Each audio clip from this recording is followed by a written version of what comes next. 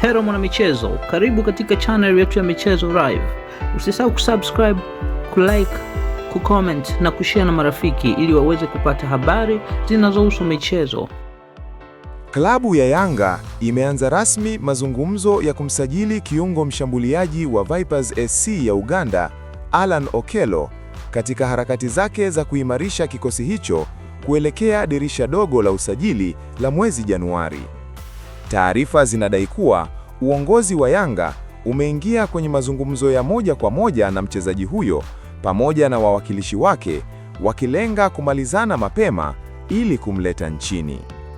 Okello, ambaye ni mchezaji muhimu ndani ya kikosi cha Vipers na timu ya taifa ya Uganda, ameendelea kuonyesha kiwango cha juu katika michuano mbalimbali, hali iliyomfanya kuwa miongoni mwa wachezaji wanaofuatiliwa kwa karibu na klabu kadhaa za Afrika Mashariki.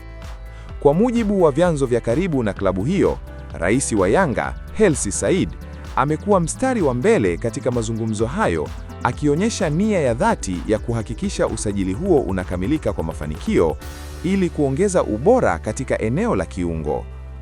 Ujio wa Okello, endapo utakamilika, unatarajiwa kuongeza ushindani mkubwa ndani ya kikosi cha Yanga, hasa katika nafasi za ushambuliaji wa kati, huku kocha akipata chaguo zaidi kuelekea mechi ngumu za ndani na kimataifa.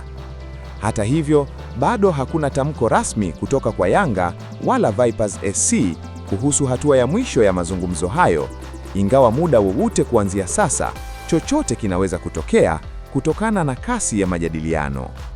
Mashabiki wa Yanga wanaendelea kufuatilia kwa karibu maendeleo ya dili hilo, wakisubiri kuona kama Okello atakuwa nyongeza mpya katika kikosi chao Januari hii, katika msimu unaohitaji ushindani mkubwa na ubora wa hali ya juu. Asante kwa kutufuatilia mpaka mwisho. Usisahau kusubscribe na kuacha maoni yako. Ikiwa umependa channel hii, acha maoni yako hapo, share na marafiki.